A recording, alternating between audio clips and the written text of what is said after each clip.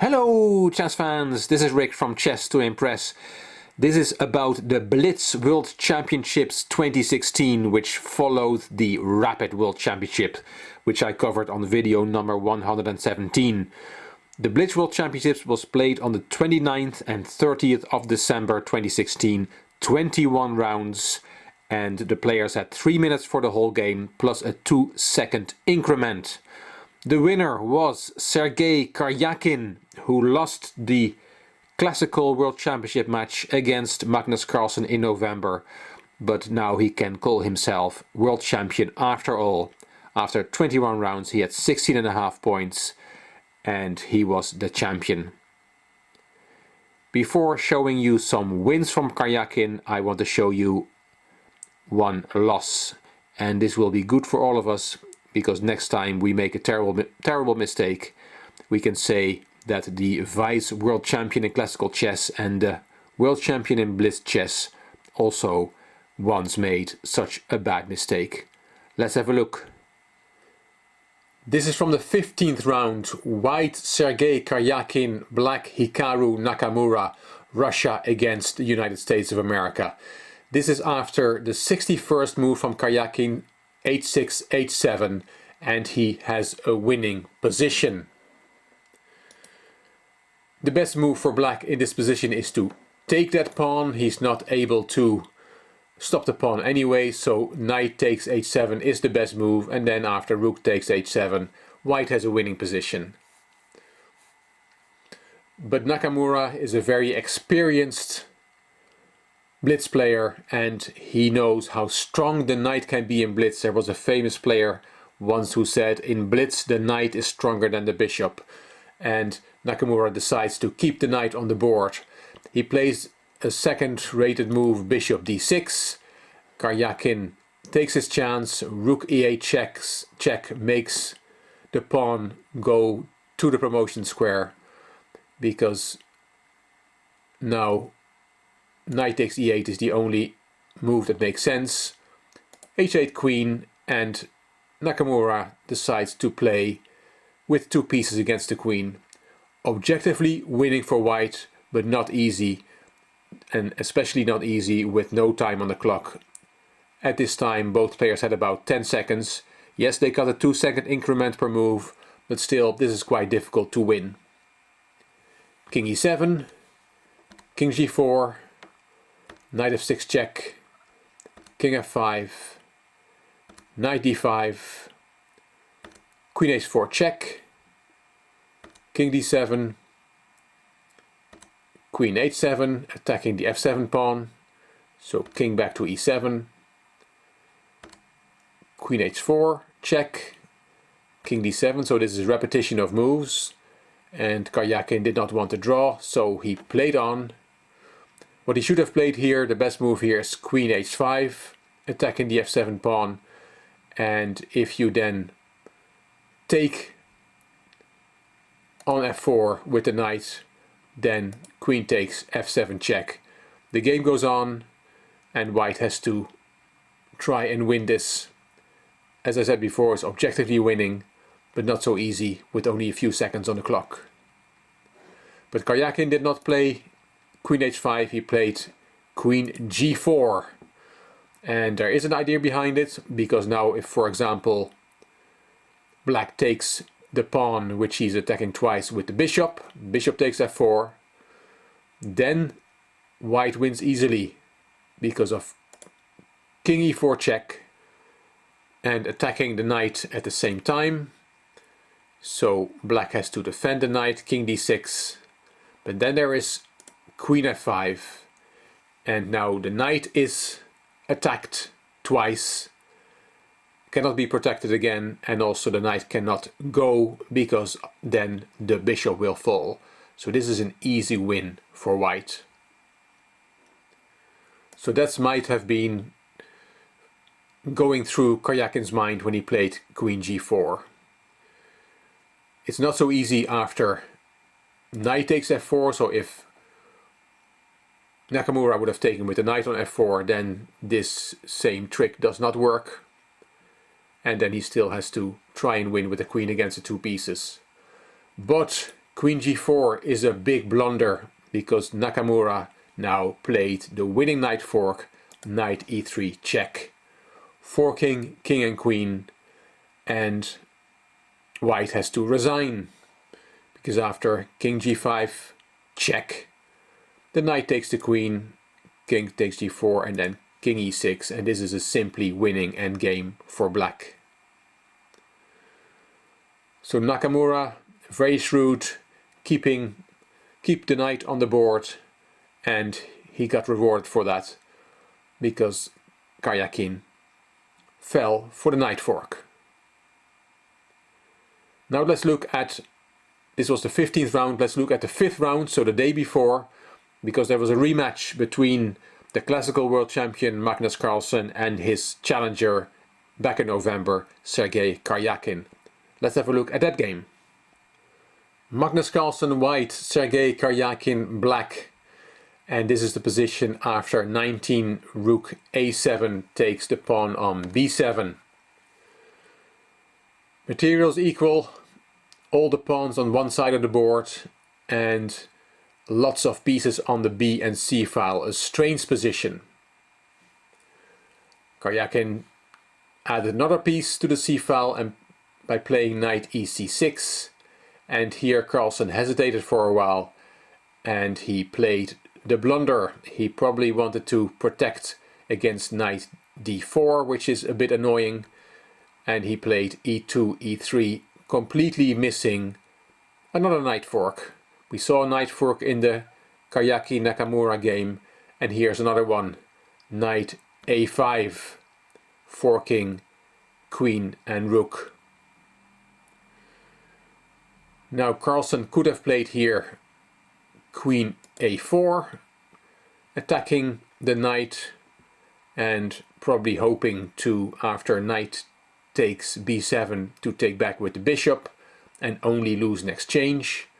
But then black has a very nice in-between move, knight b c6, attacking the queen and breaking the bishop, protecting the rook.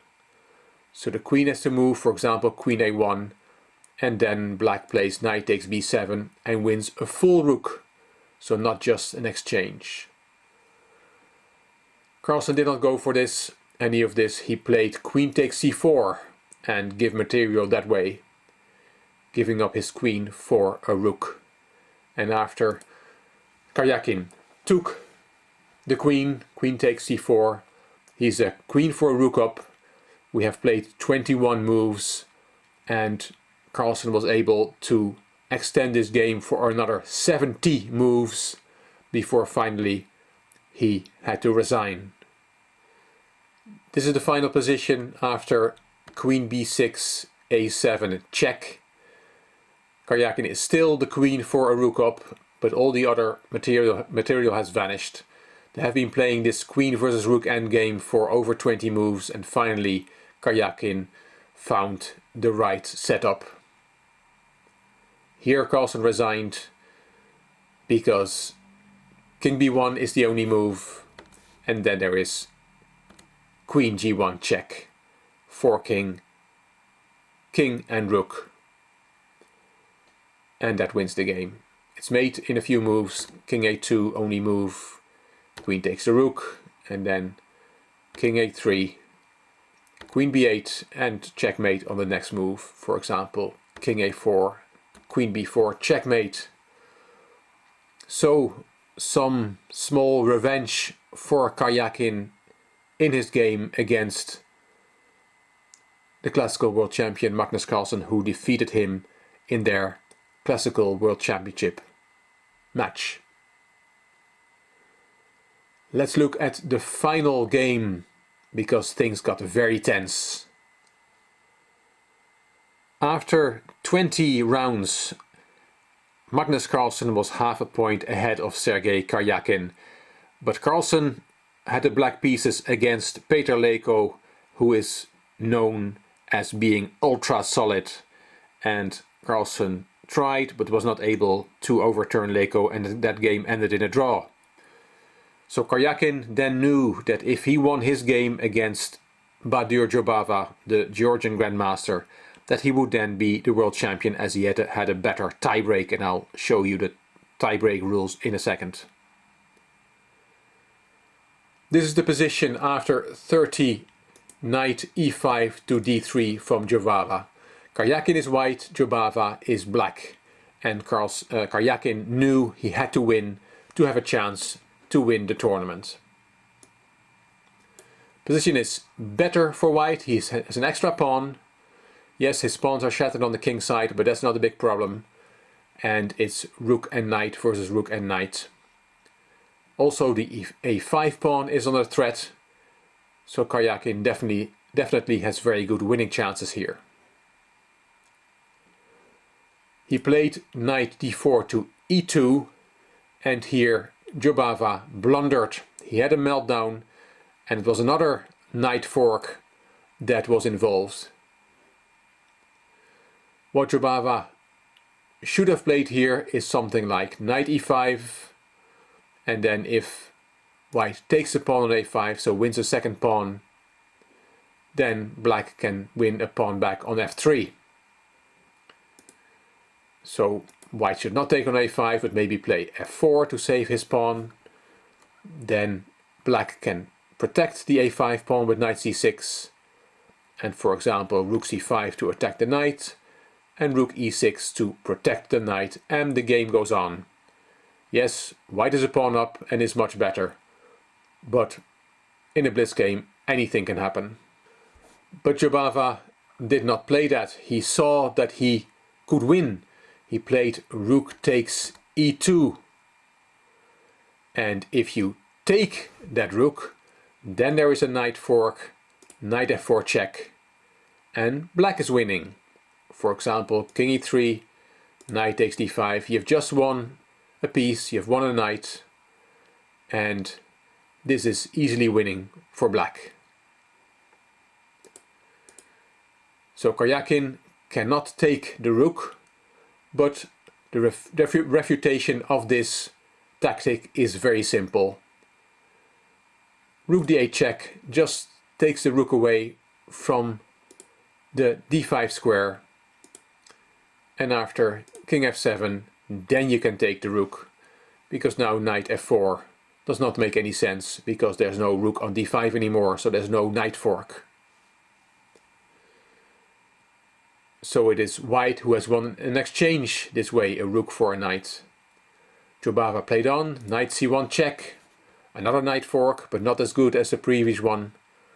King d2, knight takes a pawn, rook a8 attacking the a5 pawn, knight b4, rook takes pawn, knight c6 attacking the rook, rook a4, knight e5 attacking the f3 pawn, king e3, g5, h3, h5, f4 attacking the knight. Both players had seconds on the clock. G takes, king takes, knight d3 check, king takes f5, knight takes f2, and after h3, h4, Jobava congratulated Karjakin. He resigned. So these were the final standings of the 2016 World Blitz Championships. Both Karjakin and Carlsen on 16.5 points. The tiebreak was the same as in the Rapid World Championship, that the average rating of the opponents was the first tiebreaker. The average rating of Karjakin's 21 opponents was 2740, and Carlsen's opponents had 5 points less. And that made Sergey Karjakin from Russia the 2016 World Blitz Champion. Carlsen took silver, and Dubov from Russia took bronze with 2 points less than Karjakin and Carlsen. In his interview after the tournament, Sergey Karjakin said, "I played well for the whole tournament. I was lucky in some games and unlucky in other games.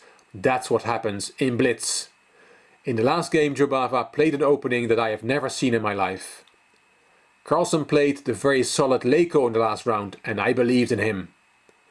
This title means a lot. The match against Carlsen was a good match, but I needed something to be satisfied with. Now I'm satisfied. I got a lot of messages from friends for beating Magnus Carlsen. I believed from the first round I could win the tournament, and I was thinking Carlsen's luck from the World Championship tiebreak would land on me. So a wonderful end of the year for Sergey Karjakin. Hope you enjoyed the coverage of the 2016 Blitz World Championship. If you did, please give it a thumbs up, please subscribe to my channel, and I'm looking forward to reading your comments. This is Rick from Chess to Impress. Thank you for watching.